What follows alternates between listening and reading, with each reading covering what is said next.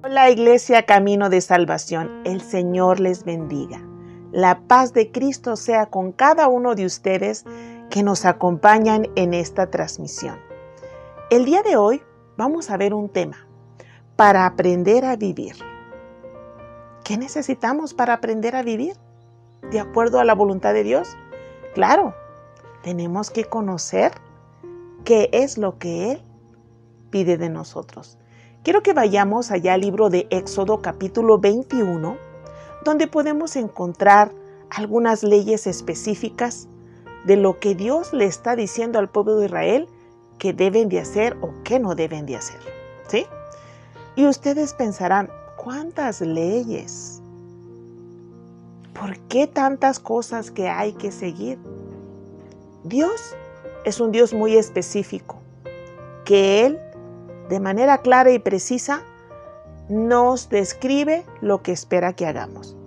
Entonces aquí recordemos que anteriormente, antes de este capítulo, en Éxodo 20, Él nos había dado los 10 mandamientos y también había declarado, descrito la forma de cómo deberían de construirse los altares.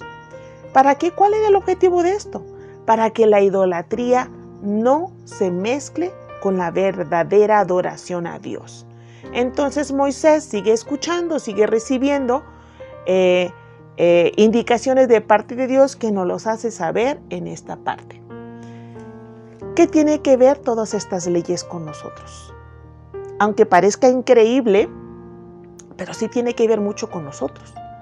Las leyes de Dios no son caprichosas. Estas nos dan objetivos muy claros. Básicamente sus leyes son para que aprendamos a vivir y para que vivamos excelentemente bien. Y en estos capítulos nos da recomendaciones sobre la manera en la que deberíamos relacionarnos unos con otros. Entonces, ¿qué les parece si voy a leer lo que es en el capítulo 21, las leyes sobre los esclavos? Y son muy precisas. Y así dice: estas son las leyes que les propondrás. Si comprares siervo hebreo, 6 años servirá, mas el 7º saldrá libre de balde. Si entró solo, solo saldrá. Si tenía mujer, saldrá él y su mujer con él. Si su amo le hubiera dado mujer y ella le diere hijos o hijas, la mujer y sus hijos serán de su amo y él saldrá solo. Y si el siervo dijere: yo amo a mi señor y a mi mujer y a mis hijos, no saldrá libre. Entonces su amo lo llevará ante los jueces y le hará estar junto a la puerta o al poste, y su amo le horadará la oreja con lesma y será su siervo para siempre.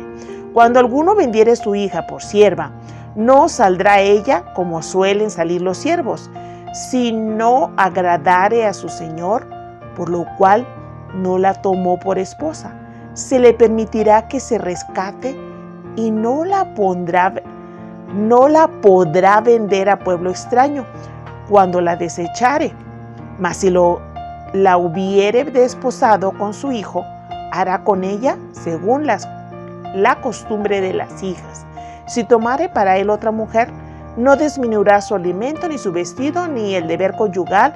Y si ninguno de estos 3 cosas hiciere, ella saldrá de gracia sin dinero. Aquí vemos muy específico qué se debería de hacer con los esclavos. Los esclavos podían tornarse esclavos por 3 razones. Aunque el pueblo de Israel había sido liberado de la esclavitud, tenían esclavos y sirvientes. Era una costumbre, porque en las naciones paganas que vivían alrededor del pueblo de Israel también había esta costumbre. Entonces una persona podía llegar a ser un esclavo por 3 razones: por pobreza, por una deuda, o por un crimen, o por ser prisionero de guerra. Dios quería que el pueblo, su pueblo, se diferenciara de las otras naciones, ya que las otras naciones tenían un trato muy brutal con los esclavos. Dios quería que su pueblo tratara a los esclavos de una manera diferente. Entonces, si alguien por voluntad propia se quería tornar esclavo, había todo un proceso. Tenía que ir con el amo y que poner esa marca en la oreja. Y con respecto a tener como concubina a una o más esclavas, ¿cómo debía tratarlas? Si el tipo no le gustaba y la vendía sin permitir su rescate, ya era eso un abuso masculino. Si el tipo no le aceptaba como hija propia aún estando ella con el hijo de él, era un abuso masculino. Si el tipo no la cuidaba y satisfacía todas sus necesidades porque ya tenía otras esposas, en esas condiciones podía quedar libre. Para evitar estos abusos, tenía la obligación de dejarla en libertad. Y eso estaba aquí estipulado en estos versículos. Y por estos deberían de regir. Ahora, como vemos, las leyes sobre actos de violencia vienen después de las leyes sobre los esclavos. ¿Qué orden había con respecto a esto? ¿Qué ordenaba Dios con respecto a las conductas violentas? ¿Sí? Y de aquí surge la famosa ley del tailón, que dice ojo por ojo y diente por diente. ¿Sí? O sea que a la misma pena, el mismo castigo. Y dice, el que hiriere a alguno haciéndole así, así morirá, él morirá. Entonces ahí va la misma pena, el mismo castigo. Y aquí nos da una serie de cosas que dicen, por ejemplo, más el que no pretendía herirlo, sino porque Dios lo puso en sus manos, entonces yo le señalaré lugar al cual ha de huir. Pero si alguno se ensoberbeciere contra su prójimo y lo matare con alevosía, de mi altar lo quitarás para que muera. El que hiriere a su padre o a su madre morirá. Asimismo, el que robare una persona y la vendiere, o si fuere hallada en sus manos, morirá. Igualmente, el que maldijere a su padre o a su madre, morirá.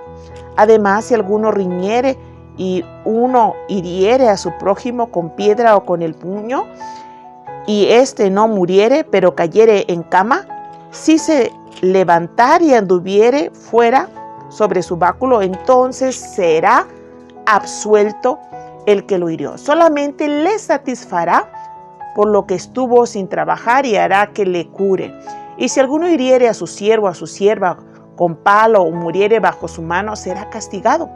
Mas si sobreviviere por un día o dos, no será castigado porque es de su propiedad. Si alguno riñere o hiriere a mujer embarazada y ésta abortare, pero sin haber muerte, serán penados conforme a lo que les impusiere el marido de la mujer y juzgaren los jueces. Mas si hubiere muerte, entonces pagarás vida por vida, ojo por ojo, diente por diente, mano por mano, pie por pie, quemadura por quemadura, herida por herida, golpe por golpe. Todo esto era para parar la violencia, para que las personas tuvieran control en los actos de violencia, que supieran que iba a haber una consecuencia. Y como ven ustedes, aquí también menciona la forma como se debe de respetar aún a los padres. No herir a su padre o a su madre. Y es un acto que lo castiga con la muerte. ¿Sí? Aquí la pena es fuerte. Pero que lo que Dios quiere es no solamente que lleguemos al acto a cometer el acto ya de violencia.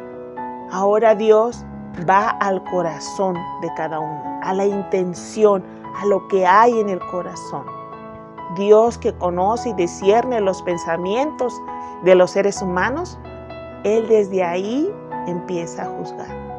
Entonces la ley en sí llevaba a las personas a que reaccionaran en sus acciones, que vieran el fruto, lo mal que estaban sus acciones. Por eso eran penas severas, ¿sí? Entonces, otra de las cosas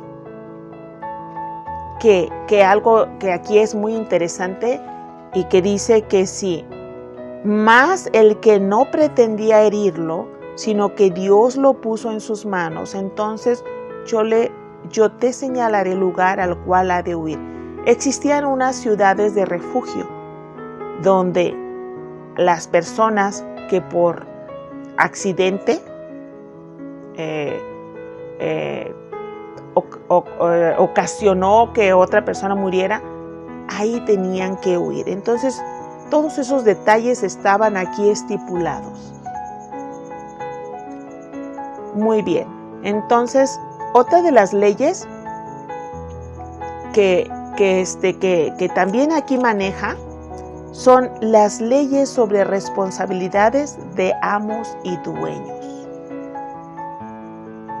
Cuida este detalle de que un amo, un dueño,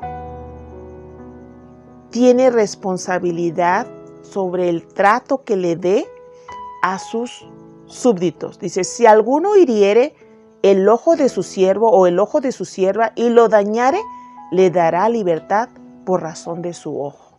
¿Sí?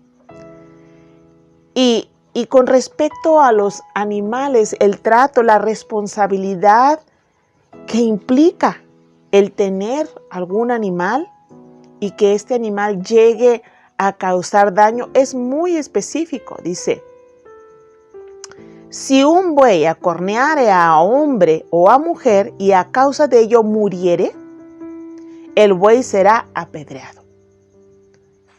¿Sí? Y no será comida su carne, mas el dueño del buey será absuelto. Aquí la responsabilidad cae en el animal, ¿sí? Pero el dueño es absuelto. Pero aquí hay una excepción.